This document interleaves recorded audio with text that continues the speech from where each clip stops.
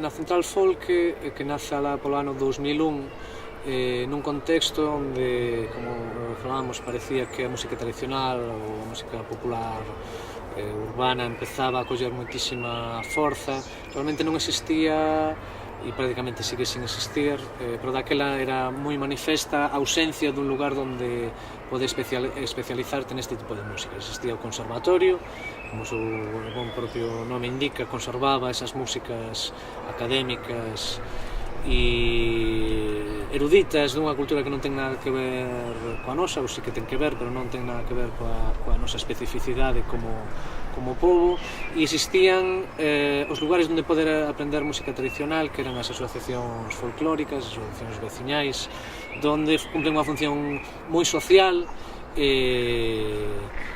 pero faltaba ese parte de aprendizaxe musical específico que podiese estar entre os dous mundos, un máis de base, que eran as asociacións culturais folclóricas, e os conservatorios oficiais de música, onde esta música non existía directamente. E o que a Central Folk quixo nese momento facer foi dar oportunidade a xente de poder recibir aulas individuais con profesionais que estaban arriba dos palcos en especialidades que non existían ata o momento, como era a zanfona, só Anxo Pintos era o único mestre na altura que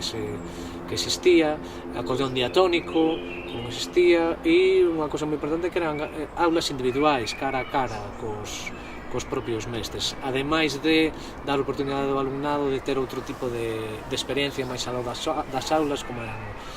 excursións ou aulas de historia, de análise musical ou monográficos específicos con xente que viña de fora. Pronto nos decotamos que era case unha demanda, unha necesidade ou unha deriva natural podermos facer outro tipo de actividades relacionadas co ensino. Nunha comunidade grande de estudantes que tiñamos, pois había xente con moitísimas inquietudes, que estaban empezando a formar grupos de música, un momento onde nos empezaban tamén a chamar para organizar outro tipo de actividades que non foran só pedagóxicas, e no fondo a xente que fai música o que quere é tocar, e un dos ámbitos nos que a música acontece na nosa sociedade é o palco, é a grabación de discos, é a formación de outro tipo de experiencias máis aló do que a práctica per se da execución musical ou da interpretación ou da composición. Ademais, tiñamos un grupo de alumnado e un equipo humano que facía posible levar a cabo investigacións musicolóxicas dentro dun ámbito que está moi pouco explorado, como son